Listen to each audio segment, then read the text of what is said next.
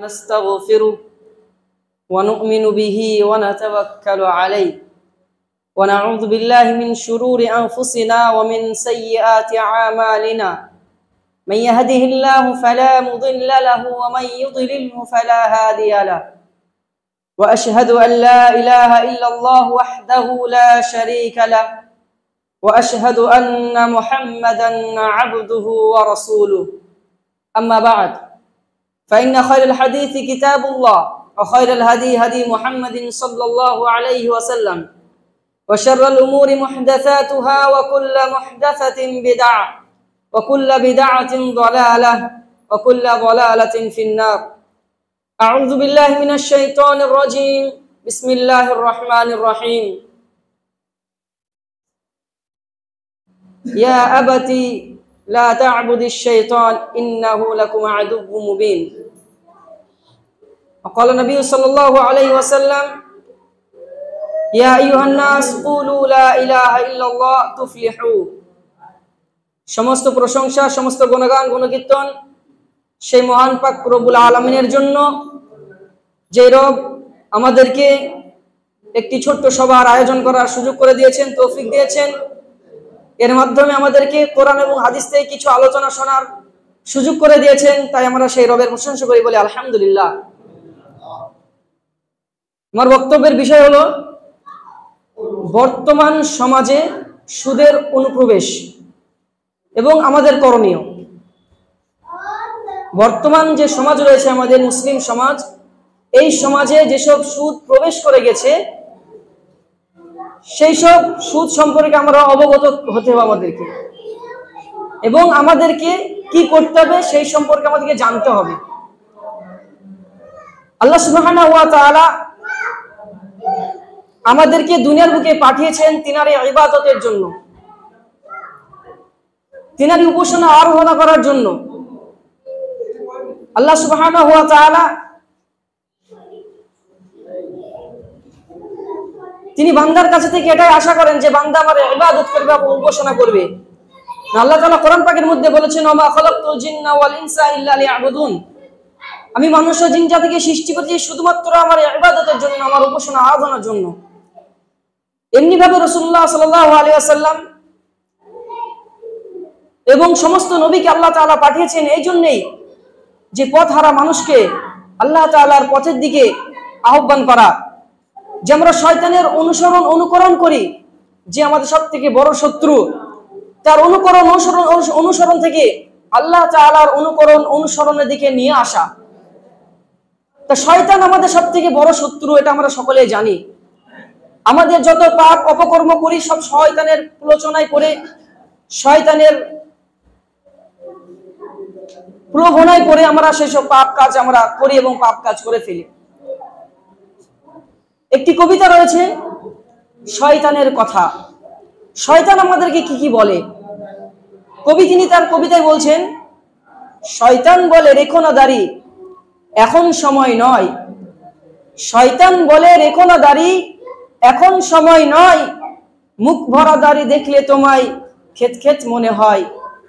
শয়তান বলে এ বয়সে কি সালাত পড়তে হয়। শয়তান বলে এ বয়সে কি সালাত পড়তে হয়। বুড়ো হলে পরে দেখা যাবে সেটা, কেন এত সংশয়। শয়তান বলে চলো নেশা করি, বন্ধুর সাথে সিগারেট ধরি। শয়তান বলে চলো নেশা করি, বন্ধুর সাথে সিগারেট ধরি। এ কিছু না, একটু আধটু সুখটান বিনিময়। এই বয়সে এটা ওটা খাওয়া তেমন ব্যাপার নয়। শয়তান বলে সহিহ হাদিসে, শয়তান বলে সহিহ হাদিসে থাকলেই কি মানা লাগে। বাপদাদা কি তোমার এমন আমল কখনো করেছে আগে। শয়তান বলে পাজামা পরে টাকনুর ওপরে বোকা। শয়তান বলে পাজামা পরে টাকনুর ওপরে বোকা। সমাজ বোঝো না তুমি এখনো কি সেই সেদিনের ছোট খোকা।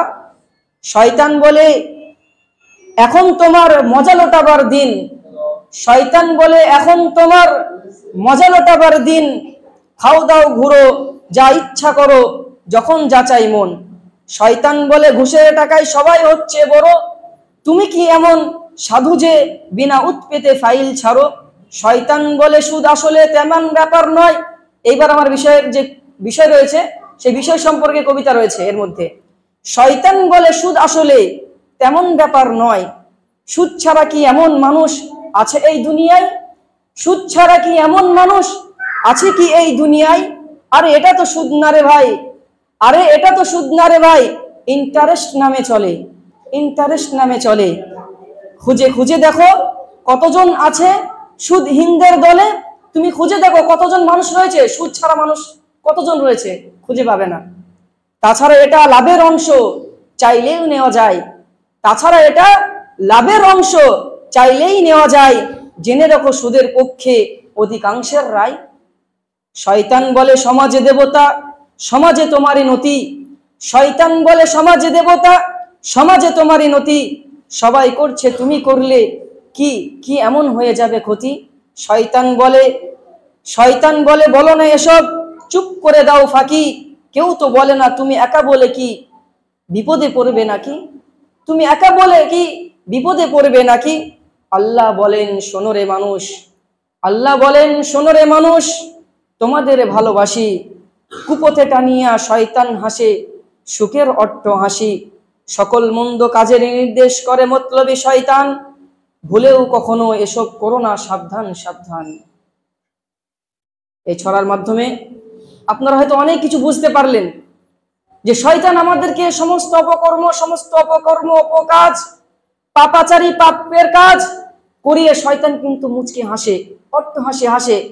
যেই বান্দার জন্য আল্লাহ তাআলা আমাকে জান্নাত থেকে বিতাড়িত করেছিল, যাকে সেজদা না করার কারণে, একটি সেজদা না করার কারণে আমাকে জান্নাত থেকে বিতাড়িত করেছিল, তাকে আমি জাহান্নামের রাস্তায় নিয়ে গেলাম, তাকে আজ আমি জাহান্নামের কর্ম করালাম, সে অত্যন্ত খুশি হয়। যত কর্ম রয়েছে অপকর্ম অপকাজ, আর এর মধ্যে সব থেকে বড় অপরাধ, বড় অপকর্ম কি জানেন? সব থেকে বড় অপকর্ম, সব থেকে বড় অপরাধ সুদ খাওয়া, সুদ দেওয়া, সুদ নেওয়া, সুদের সাক্ষী হওয়া। এইগুলো সব থেকে বড় অপরাধ। কেন রাসূলুল্লাহ সাল্লাল্লাহু আলাইহি ওয়াসাল্লাম 4 শ্রেণীর ব্যক্তির উপরে অভিশাপ করেছেন যে আকিলুর রিবা, যে ব্যক্তি সুদ খায়, আকিলুর রিবা, যে ব্যক্তি সুদ খায়, ও মুকিলুহা, যে ব্যক্তি সুদ দেয়, ও শাহিদুহা ও কাতিবুহা, যে সাক্ষ্য থাকে এবং যে লেখালেখি করে। এই 4 শ্রেণীর ব্যক্তির উপরে আল্লাহ সাল্লাল্লাহু আলাইহি ওয়াসাল্লাম অভিশাপ করেছেন। আল্লাহ তাআলা এবং আল্লাহ সাল্লাল্লাহু আলাইহি ওয়াসাল্লাম এই 4 শ্রেণীর ব্যক্তির অভিশাপ করেছেন। আল্লাহ তাআলা যেসব কাজের জন্য অভিশাপ করেন, আল্লাহ সাল্লাল্লাহু আলাইহি ওয়াসাল্লাম যেসব কাজের জন্য অভিশাপ করেছেন, সেই সব কাজ এমন পাপ কাজ যার জন্য জাহান্নাম অপধারিত। এমন কাজ যার জন্য অভিশাপ করেছে আল্লাহ রাসূল সাল্লাল্লাহু আলাইহি ওয়াসাল্লাম, লানাত করেছেন। লানাত, অভিশাপ, ধ্বংস হয়ে যাক এমন শব্দ ব্যবহার করেছেন। এইসব কর্ম করলে, এইসব কাজ করলে আমাদের কিন্তু জাহান্নাম অবধারিত। আর এর জন্য আমাদেরকে একটাই রাস্তা আছে, তওবা। আর তওবার যে শর্ত রয়েছে, যদি আমি সুদখোর হই, যদি আমি সুদ খাই, আমাকে সেই সুদের সমস্ত অর্থ আমাকে ছেড়ে দিতে হবে এবং আল্লাহর রাস্তায় ফিরে আসতে হবে ইখলাসের সাথে, যে আমি জীবনে আর সুদের রাস্তায় যাব না। এই সুদের ইতিহাস রয়েছে। সুদ শুধু এই বর্তমান সমাজের জিনিস নয়, এটা অনেক আগেকারের, এটা একটি প্রচলন, একটি প্রথা। সুদ খাওয়া, সুদ নেওয়া, সুদ দেওয়া, এটি জামানে জাহিলিয়াত থেকে চলে আসছে। ইহুদিদের মধ্যে এই সুদের প্রচলন বেশি ছিল। ইহুদিরা তারা বেশি মানুষের মধ্যে এই সুদের কারবারটাকে বেশি করতো ইহুদিরা। ওই জন্য আল্লাহ সুবহানাহু ওয়া তাআলা কোরআন পাকের মধ্যে ইহুদিদেরকে এই পথভ্রষ্ট করার কারণ, তাদেরকে এই পথ থেকে, সঠিক রাস্তা থেকে সরিয়ে দেওয়ার কারণ যেমন ভাবে অনেক রয়েছে, তার মধ্যে একটি হলো তারা সুদ খেত খুব। ইহুদিরা অত্যন্ত সুদখোর। এখনো বর্তমানে যেসব ইহুদিরা রয়েছে তারা নিজেদের মধ্যে সুদ খায় না, কিন্তু বর্তমানে সারা বিশ্বে যত ব্যাংক ব্যবস্থা রয়েছে সমস্ত তাদের কন্ট্রোলের মধ্যে রয়েছে, সমস্ত তাদের মধ্যে কন্ট্রোল, তাদের হাতে কন্ট্রোল, ইহুদিদের কন্ট্রোল রয়েছে। যত অর্থনৈতিক ব্যবস্থা রয়েছে, যত ব্যাংকিং ব্যবস্থা রয়েছে, সমস্ত ইহুদিদের কন্ট্রোল রয়েছে। তারা মানুষের মধ্যে সুদের ছড়িয়ে দিয়েছে, সুদটাকে প্রচার করে দিয়েছে। কারণ তারা জানে এই সুদ এমন একটি ব্যাধি, এমন একটি রোগ, যদি মানুষের মধ্যে এটা প্রচার হয়ে যায়, মানুষের মধ্যে থেকে মানুষত্ব থাকবে না। কেননা সুদ কাকে বলে? বাড়তি অর্থকে বলে।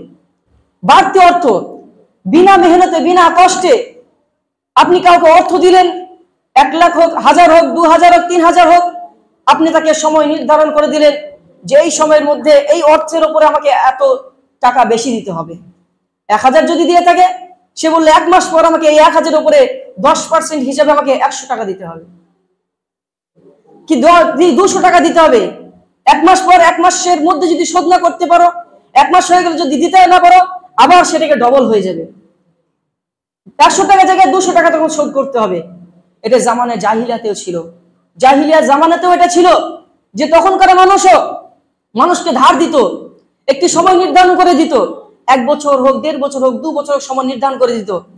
সেই সময় যখন পার হয়ে যেত, তার কাছে সে হাজির হয়ে যেত, পৌঁছে যেত, এবং তাকে জিজ্ঞেস করতো, তুমি কি সে আমার টাকা পরিশোধ করতে পারবে? আর যদি পরিশোধ করতে না পারো, যদি ভাবো যে সামনের বছর দেব, আরো সময় নেব, তাহলে সুদ সমেত আসল এর ডবল তোমাকে আবার পরিশোধ করতে হবে, ডবল পরিশোধ করতে হবে। মানুষ অনেক সময় মানুষ মানে মজবুর হয়ে যায় এগুলো এরকম করতে।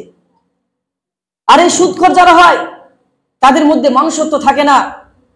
তারা সামনের ব্যক্তিকে দেখে না যে সুদের উপরে যে টাকা দিলাম তার সাথে তাকে, এবং আমি যে অর্থ তার সাথে নিচ্ছি, এতে তার ক্ষতি হচ্ছে কি লাভ হচ্ছে, এতে তার ধ্বংস হয়ে যাচ্ছে কি তার উন্নতি হচ্ছে, এতে তাদের পরিবার কোথায় যাচ্ছে, এতে সে ছোট বড় কোনো কিছু দেখে না।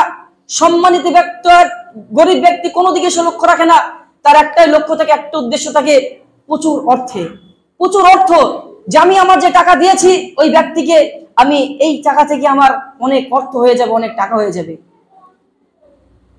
কিয়ামতের দিন আল্লাহ সুবহানাহু ওয়া তাআলা কিছু ব্যক্তিকে কবর থেকে উঠাবেন পাগল করে, পাগল করে উঠাবেন।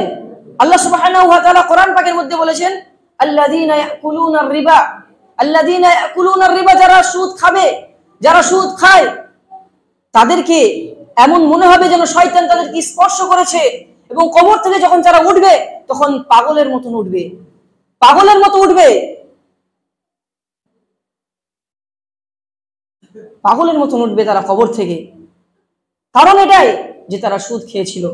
আর এমনি ভাবে রাসূল কোরআনের মধ্যে আল্লাহ সুবহানাহু ওয়া তাআলা বলেছেন, যারা সুদ খায় তারা এটা জেনে রাখে যেন যে তার সেই ব্যক্তি আল্লাহ এবং আল্লাহ রসুলের সাথে যুদ্ধের ঘোষণা করে দিল, আল্লাহ এবং আল্লাহ রসুলের সাথে যুদ্ধ ঘোষণা করে দিল। ইবনে আব্বাস রাদিয়াল্লাহু তাআলা আনহু এই হাদিসের এই আয়াতের তাফসীরে তিনি বলেছেন যে কিয়ামতের দিন আল্লাহ সুবহানাহু ওয়া তাআলা তাদেরকে অস্ত্র ধরিয়ে দিবেন, বলবে তোমরা অস্ত্র ধরে নাও, তোমরা অস্ত্র ধরে নাও, এবং আল্লাহ এবং আল্লাহ রসুলের সাথে যুদ্ধের ঘোষণা করা হলো, তোমরা আল্লাহ এবং আল্লাহ রসুলের সাথে যুদ্ধের জন্য তৈরি হয়ে যাও। কার ক্ষমতা হবে বলেন কিয়ামতের দিন আল্লাহ এবং আল্লাহ রসুলের সাথে যুদ্ধ করা? আমাদের মধ্যে কারো ক্ষমতা রয়েছে? এমন ক্ষমতা কি রয়েছে যে কাল কিয়ামতের দিন, ওই ভয়াবহ দিনে, যেই দিন মানুষ নাফসি নাফসি করবে, যেদিন মানুষের অন্তরে শুধু ভয়ই কাজ করবে, সেই দিন এইসব ব্যক্তিদেরকে আল্লাহ সুবহানাহু ওয়া তাআলা যদি আদেশ করে যে তোমরা আল্লাহ এবং আল্লাহ রাসূলের সাথে যুদ্ধ ঘোষণা করো, তোমরা যুদ্ধ করো, তার কি ক্ষমতা কোনোদিনই হতে পারবে না। সুদখোরের ভয়াবহ পরিণতি এমনটাই। সুদখোর যারা সুদ খায় তাদের শাস্তি হাদিস এবং কোরআনের মধ্যে 70টার বেশি শাস্তির কথা বলা হয়েছে, যা কোনো পাপের কথা বলা হয়নি। কোনো পাপে এমন শাস্তি নেই, কোনো পাপে এমন শাস্তি নেই। আর সুদ এমন একটি ভয়াবহ রোগ ব্যাধি, এটা ক্যান্সারের থেকে ভয়াবহ। ক্যান্সার যখন কোনো ব্যক্তির মধ্যে হয় তখন সে তাকেই শেষ করে দেয়। ক্যান্সার যদি কোনো মানুষের মধ্যে হয় তাকেই শেষ করে দেয়, তাই নাকি? ক্যান্সার যার মধ্যে হবে সে শেষ হয়ে যাবে, তাকে যার যে সেবা করবে, তার পাশে যে থাকবে, তাদের কোনো ক্ষতি হবে না। কিন্তু একটা সমাজ যদি কোনো সুদখোর থাকে, সমাজ যদি সুদ ঢুকে যায়, সমাজের মানুষ যদি সুদ খেতে শুরু করে, তাহলে কি হবে জানেন? একটি শাস্তি হলো, আল্লাহ সাল্লাল্লাহু আলাইহি ওয়াসাল্লাম বলেছেন, ইযা যাহরাত আয-যিনা ওয়ার রিবা, যখন সমাজের মধ্যে ব্যভিচার এবং সুদ ছড়িয়ে পড়বে, যখন সমাজের মধ্যে ব্যভিচার এবং সুদ ছড়িয়ে পড়বে, ফিল কারিয়া, কোন গ্রামের মধ্যে, কোন কারিয়ার মধ্যে, কোন বস্তির মধ্যে, আহাল্লু বিআনফুসিহিম আযাবাল্লাহ, আল্লাহু আকবার, সেই সব ব্যক্তি আল্লাহ তাআলার আযাবকে হালাল করে নিল নিজেদের জন্য। আর আল্লাহ তাআলার আযাব যখন আসবে তখন কোনো ব্যক্তিকে নির্দিষ্ট করে কিন্তু আযাব আসবে না। আল্লাহ তাআলার যখন কোনো শাস্তি আসবে, কোন নির্দিষ্ট ব্যক্তিকে নির্দিষ্ট করে কোন আল্লাহ তাআলার শাস্তি আসবে না, তখন কিন্তু শাস্তিতে আমরা সকলেই নিমজ্জিত হয়ে যাব, সকলেই কিন্তু শাস্তির অন্তর্ভুক্ত আমরা হয়ে যাব। সে একটা ব্যক্তির কারণে, দুটো ব্যক্তির কারণে, অথবা তিনটে ব্যক্তির কারণে, সকলেই ভালো মন্দ সকল ব্যক্তি সেই শাস্তির মধ্যে পড়ে যাবে, সেই শাস্তির অন্তর্ভুক্ত হয়ে যাবে। তাই সমাজে এইসব ব্যাধি, এইসব রোগ অত্যন্ত মারাত্মক, অত্যন্ত খারাপ। এমনি ভাবে রাসূলুল্লাহ সাল্লাল্লাহু আলাইহি ওয়াসাল্লাম বলেছেন যে একজন সুদখোরের শাস্তি এত ভয়াবহ হবে। রাসূলুল্লাহ সাল্লাল্লাহু আলাইহি ওয়াসাল্লাম বলেছেন যে আমাকে এক রাতে দুইজন ব্যক্তি এসে নিয়ে গেল একটি জায়গায়। সেইখানে একটি ঘরের মতন, একটি ঘরের সমান একটি জায়গায় আমি দেখছি তার মধ্যে সাপ, অনেকগুলো সাপ। রাসূলুল্লাহ সাল্লাল্লাহু আলাইহি ওয়াসাল্লাম বললেন, আমি জিজ্ঞেস করলাম জিবরিলকে যে এইগুলো কি? তখন বললেন এইসব ওই ব্যক্তি যারা দুনিয়ার বুকে সুদ খেত, তাদের পেটের মধ্যে একটি বাড়ির মতো, এই ঘরের মতো তাদের পেট হয়ে যাবে, এত বড় হয়ে যাবে। এবং আল্লাহ সাল্লাল্লাহু আলাইহি ওয়াসাল্লাম বাইরে থেকে তার পেটের মধ্যে সেই সাপগুলো দেখতে পেলেন, যেইভাবে সে কিয়ামতের সেই ভয়াবহ শাস্তি সে ভোগ করতে থাকবে। এমনি ভাবে রাসূলুল্লাহ সাল্লাল্লাহু আলাইহি ওয়াসাল্লাম আরেকটা হাদিসে বলেছেন যে সুদখোর যারা হবে তারা রক্তের নদীতে তারা হাবুডুবু খাবে, রক্তের নদীর মধ্যে থাকবে। যখনই সে আসার চেষ্টা করবে, সেই নদীর ধারে, নদীর কিনারায় একজন ব্যক্তি, একজন ফেরেশতা পাথর নিয়ে দাঁড়িয়ে থাকবে। যখনই সেই ব্যক্তি আসার চেষ্টা করবে, কিনারায় যখনই আসবে, তখন সেই ফেরেশতা সেই পাথর নিয়ে তার মুখে নিক্ষেপ করে দেবে। তার মুখে নিক্ষেপ করবে, নিক্ষেপ করা মাত্রই সাথে সাথে সে আবার তার নিজের জায়গায় ফিরে যাবে। এমন ভাবে সুদখোরদের শাস্তি, এমন ভাবে সুদখোররা শাস্তি পাবে। আমাদের সমাজে, বর্তমান মুসলিম সমাজে, আমরা মুসলিম সমাজ দাবি করার পরে, আমরা আল্লাহ এবং আল্লাহ রাসূলের অনুসারী বলার পরেও, আমাদের নাম আব্দুল্লাহ, আব্দুর রহমান বলার পরেও, আমরা এটার বলার পরেও যে আমরা এক আল্লাহর অনুসরণ করি, এক আল্লাহর অনুগত্য করি এবং আল্লাহ রাসূল সাল্লাল্লাহু আলাইহি ওয়াসাল্লামের আদেশকে আমরা মেনে চলি, কিন্তু তারপরেও আমাদের সমাজে সুদ এমন ভাবে প্রবেশ করে গেছে, এমন ভাবে ঢুকে গেছে, অত্যন্ত গোপনের সাথে, অত্যন্ত প্ল্যানিং এর সাথে সুদ আমাদের মধ্যে ঢুকে গিয়ে আজ আমাদের সমাজকে একদম ছিন্ন বিচ্ছিন্ন করে দিচ্ছে। আজ আমাদের সমাজকে বিচ্ছিন্ন করে দিচ্ছে। আজ আমাদের মা বোন, আমাদের সন্তান, আমাদের মেয়েরা আজ এই সুদের কারণে আজ তারা বেপর্দা হয়ে যাচ্ছে, বেহায়া হয়ে যাচ্ছে। কিভাবে সেটা ইনশাআল্লাহ আলোচনা করা হবে যে আমাদের বর্তমান সমাজে সুদ কিভাবে অনুপ্রবেশ করেছে, কি সুদ অনুপ্রবেশ করেছে, কি সুদ আমাদের সমাজের মধ্যে ঢুকে পড়েছে এবং আমাদের করণীয় কি। এই সুদের ভয়াবহতা অত্যন্ত কঠিন, এই সুদের ভয়াবহতা অত্যন্ত ভয়ানক। তাই আমাদের যেটা কর্তব্য হবে, আমাদের যেটা দায়িত্ব হবে, সমাজে যদি কোনো ব্যক্তি এরকম থাকে, সে সুদে জর্জরিত হয়ে গেছে, আবার এমন ব্যক্তি যদি থাকে সে সুদ খায়, অবশ্যই আমাদের দায়িত্ব হবে, কর্তব্য সেই ব্যক্তির কাছে গিয়ে তাকে অনুরোধ করা, তাকে বলা যে ভাই তুমি আর সুদ খেও না, তুমি এই সুদে এত জঘন্য ভাবে তুমি নিমজ্জিত হও না। কেন তুমি সুদ খাচ্ছ, একা তুমি তুমি লাভবান হচ্ছ মনে হচ্ছে, কিন্তু তোমার এই লাভ হওয়ার কারণে পুরো সমাজ ক্ষতিগ্রস্ত হচ্ছে, পুরো জাতি ক্ষতিগ্রস্ত হচ্ছে। আর শুধু জাতি ক্ষতিগ্রস্ত হবে না, আমাদের পরবর্তী প্রজন্ম এতে আক্রান্ত হতে পারে, আমাদের পরবর্তী প্রজন্ম এতে নিমজ্জিত হতে পারে। এর ক্ষতি আমাদের পরবর্তী প্রজন্ম ভোগ করতে পারে যদি আমরা এর কোন পদক্ষেপ না নিই।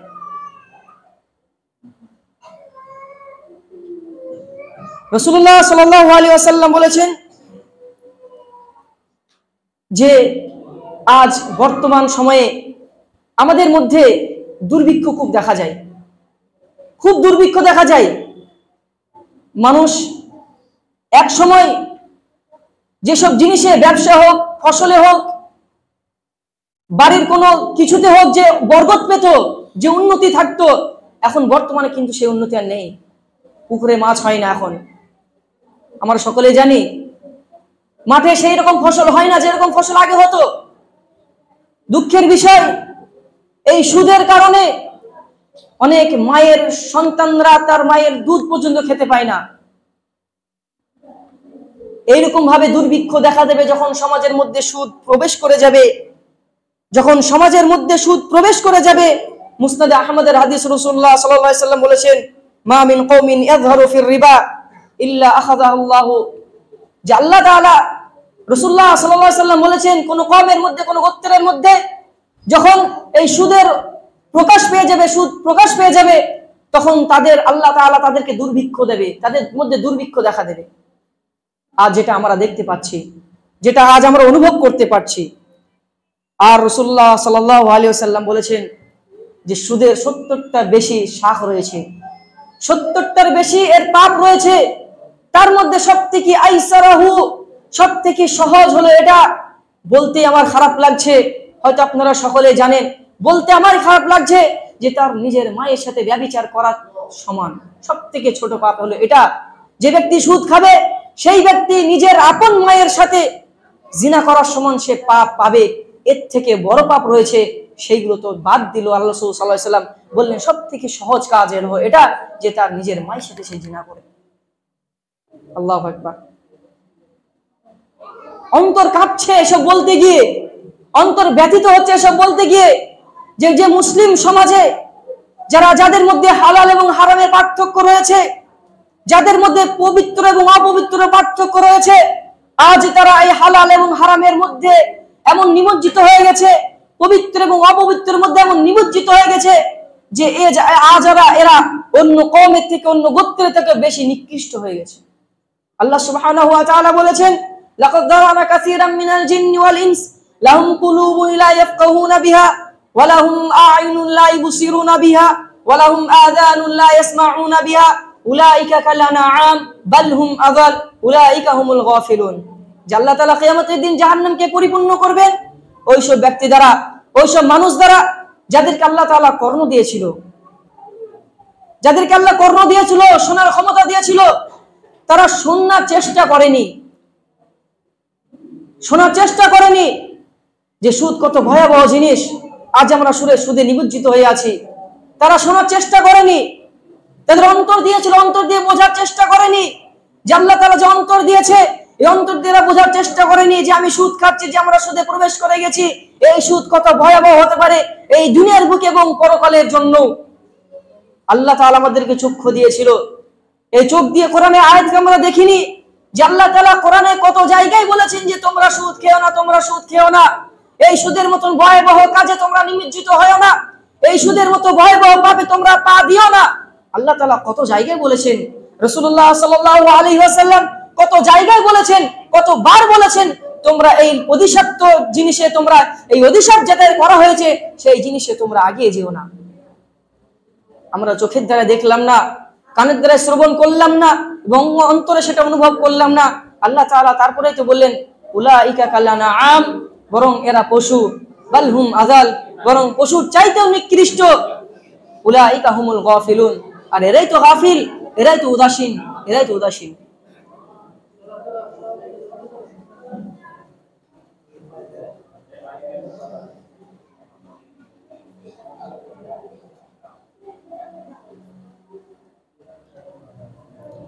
আল্লাহ রাসূল সাল্লাল্লাহু আলাইহি ওয়াসাল্লাম